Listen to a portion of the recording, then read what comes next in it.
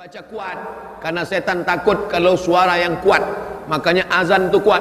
Allahu Akbar, Allahu Akbar. Kenapa kalau azan berkumandang suara anjing melolong? Karena anjing-anjing melihat setan pada kabur. Jadi anjing bisa ngeliat setan Pak Ustaz? Bisa. Saya pengen ngeliat setan, ganti pakai mata anjing. Oleh sebab itu kita nggak perlu ngeliat setan. Kalau ada orang yang bisa ngelihat setan, Ustaz, saya tadi malam ngelihat gondoruo di rumah saya. Kamu sudah matanya dimasuki setan, maka kamu mesti diruqyah. Tapi yang bisa ngelihat setan, matanya sudah dimasuki setan, karena hanya sesama setan bisa melihat setan. Kecuali ada orang-orang soleh yang dia melihat itu karena mukjizat Nabi, mukjizat. Adapun kepada wali-wali Allah itu adalah karamah yang diberikan Allah. Tapi mereka nggak pernah ngaku-ngaku. Ini baru sholat 2 hari udah bisa ngeliat setan di belakang. Tadi malam saya pulang pengajian Pak Ustadz, berat sekali. Saya lihat ke belakang, ada sundel bolong numpang 2. Emang dia nggak ada kerja lain mau numpang? Oleh sebab itu jangan hiraukan yang model-model begini. Kita hanya disuruh jaga, jaga, jaga. Jangan sampai setan mengganggu. Setan, jin, iblis, genderuwo, sundel bolong, suster ngesot, jin dan jun. Ini sebetulnya mana Pak Ustadz? Makhluk cuma ada 2. Wa ma khalaqatul jinna wal insa. Cuma ada 2. Makhluk yang nampak namanya ins. Makhluk yang nggak nampak, nggak kelihatan namanya jin. Jin ini terbagi 2. Jin yang baik namanya jin muslim. Jin yang jahat namanya jin kafir. Jin yang muslim itu apa kata dia? Inna, buka surat Al-Jin juz 29. Inna minnal muslimun.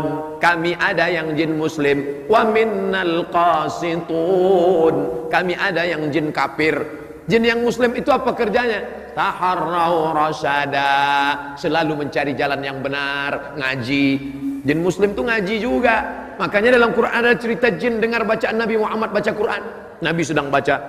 Qul, katakan ya Muhammad, annahu istama'a nafarum minal jin.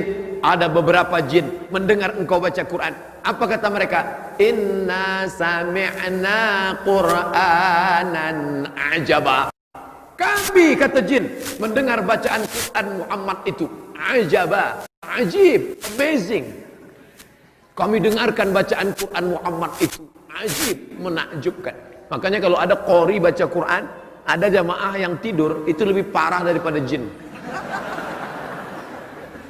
Jin aja dengarkan baca Quran menakjubkan, dia bilang buka surat Al-Jin. Tapi ada jin itu jin kafir. Yang jin kafir itu apa kerjanya? Kanu li jahannama hataba. Mereka akan menjadi bahan bakarnya, kayu bakarnya api neraka. Jin yang baik muslim, jin yang enggak baik kafir. Ustaz nunjuknya jangan ke depan lah, oke ke belakang. Jin yang baik muslim, jin yang enggak baik kafir. Jin yang kafir inilah disebut dengan syaiton. Induknya iblis. Komunitasnya jin. Yang baik muslim, yang nggak baik kafir. Yang nggak baik ini kafir. Nama lainnya seton. Induknya iblis. Iblis itu GM-nya lah. Adapun yang lain ini anak-anak buahnya semua. Apakah manusia itu juga bisa disebut setan? Ya. Kenapa? Karena dalam Quran dikatakan bahwa syayatinal insi wal jin. Ada setan-setan yang terdiri dari manusia dan jin. Kalau begitu auzubillahi minasyaiton, itu bukan cuma untuk jin, bukan. Terus untuk ente juga. Kalau ada nanti kawan yang selalu menggoda-goda, baca dia auzubillahi minasyaitonirrajim. Ente mau ngusir setan ya? Enggak, ngusir ente. Kalau yang menggoda kita itu adalah jin, insya Allah kita baca ayat kursi dia kabur. Tapi kalau yang menggoda kita ini dari kalangan ins, kita baca ayat kursi, dia lebih hafal dari kita. Maka dalam Islam diajarkan, jaga ruh ini jangan sampai mati. Masih berdetak jantung, ruh masih ada di dalam. Sampai kapan ini? Sampai akhirnya janjimu sudah habis Abdul Somad, maka ruh itu pun keluar. Dari mana dia? Berawal dari ujung kaki. minal asfal. Asfal artinya bawah, bukan aspal.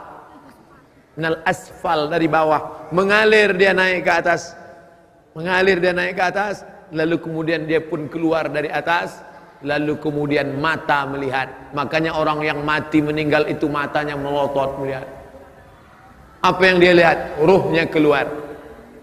Orang yang meninggal dunia, salah satu ciri husnul khotimah, irqul jabin, keluar keringat dari jabin. Kalau ini namanya jabhah, kening. Kalau ini namanya jabin, yang di atas jabin. Kalau gabin, roti. Ini jabin namanya. Salah satu ciri husnul khotimah, irqul jabin, berkeringat bagian atas alisnya. Kenapa berkeringat? Saya lama baca hadis nih. Kenapa berkeringat? Ternyata sebelum dia meninggal, malaikat mengepakkan sayapnya. Dikepak sayap malaikat itu, matanya melihat, hai Abdul Somad, inilah tempatmu di surga, blok C nomor 15. Pada saat si hamba itu melihat tempatnya, dia malu kepada Allah.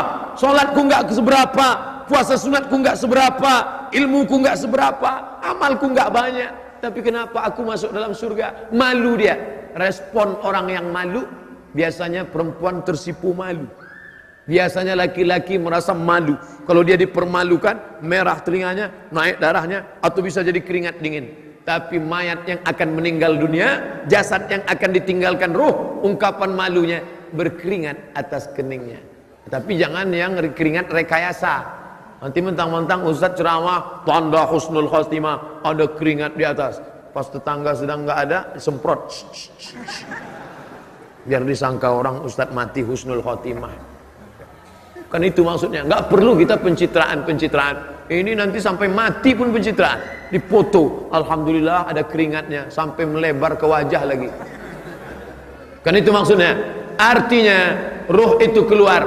Orang beriman, ruhnya keluar seperti embun yang menetes dari ujung daun. Ini daun, pada saat tengah malam embun turun awan ke bawah, lalu kemudian berkumpul dari sisi-sisi daun, menetes di ujung daun. Embun menetes ke bawah, daun tidak ada yang ranting patah, daun tidak bergoncang. Begitulah keluarnya. Tapi bagi orang yang berdosa, seperti duri ditarik dari kain, dari kulit yang basah. Masuk duri ke dalam kulit, ditarik. Ketika ditarik dia, mata kail yang ada dua, mata kail atau anak panah yang masuk ke kulit, lalu ditarik dengan kuat sampai dagingnya terikut. Begitulah rasanya kematian. Ada yang mengatakan kematian itu seperti tebasan pedang di tempat yang sama beratus kali. Ada yang mengatakan kematian itu seperti mata kail pancing ditarik dari kulit yang basah. Ada yang mengatakan kematian seperti kambing yang dikuliti hidup-hidup. Semua menceritakan itu kepada Nabi Muhammad sallallahu alaihi wasallam. Makanya selalu kita berdoa, Allahumma hawwin alaina fi sakaratil maut. Ringankan kami ya Allah saat sakaratul maut, karena kami tak tanggung takutnya untuk merasakan itu semua. Tapi kita tak perlu terlampau takut. Jangan gara-gara pengajian ini terlampau takut, pulang bawaannya takut aja. Nanti masuk kantor enggak takut, matilah. Mati enggak perlu takut, karena mati itu adalah resiko hidup. Berani hidup, berani mati. Takut mati, jangan hidup. Takut hidup, mati aja. Nah, ini resiko. Life is take risk. Hidup adalah berani mengambil resiko. Dan filosof-filosof barat itu hampir tidak pernah cerita mati. Socrates, Aristoteles, Demokritos, Thales, filosof-filosof barat, mereka hampir semuanya kalau sudah cerita mati takut. Tapi Islam justru cerita tentang mati. Kenapa? Mati adalah semangat kehidupan. Kenapa kita beramal soleh? Persiapan untuk mati. Makanya saya tidak ingin, awalnya saya ragu untuk menyampaikan tema ini. Ruh ketika berpisah dengan jasad berarti mati. Saya tidak ingin selesai pengajian umat Islam di Bandung bawaannya mau mati aja semua. Gimana bisnis kita ke depan, Bu? Udahlah, nggak usah diurus, saya mau mati aja. Adik-adik mahasiswa nanti selesai S1 mau ngambil master di mana, mau ngambil S3 di mana, nggak ada gunanya S2 S3 Pak Ustaz, mau mati aja nih. Orang Islam disuruh berbuatlah. Selesai solat keluar dari masjid, wa qul i'malu, berbuatlah, fasayarallahu amalakum. Allah yang akan menilai perbuatanmu, wa rasuluhu, Rasulullah yang akan menilai perbuatanmu, wal mu'minun, orang-orang beriman yang akan melihat hasil dari perbuatanmu. Oleh sebab itu jangan pernah berhenti berbuat. Walaupun engkau sudah mau mati, sudah ada tanda-tanda kematian, sudah terasa tanda-tanda kematian, maka di tanganmu masih ada bibit korma. Idza waqa'at ala ahadikumul qiyamah, kamu sudah mau mati, wa fi yadihi fasilah, di tanganmu ada bibit korma, falyaghrisha, tanamkan, gali tanah, tanamkan bibit korma. Padahal sudah mau mati. Untuk apa nanam bibit korma sudah mau mati? Korma itu akan tumbuh, bertunas, berbatang, berbuah, dan dia akan bernaung. Ada orang bernaung di bawah pohonnya karena kepanasan, dan ketika dia berbuah ada orang akan memakan buahnya. Allahumma barik lana fima razaqtana wa qina adzabannar. Nyami. Di saat itu engkau akan mendapatkan pahala. Jangan pernah berpikir saya dapat apa. Yang penting engkau berbuat, nanti pahalanya Allah yang ngurus. Banyak orang sekarang berbuat, gimana kalau kita bangun masjid ini, gimana kalau kita buat pengajian, nanti saya dapat apa, nanti saya akan mati. Memang kita akan mati, tapi ada setelah itu akan menjadi amal jariah.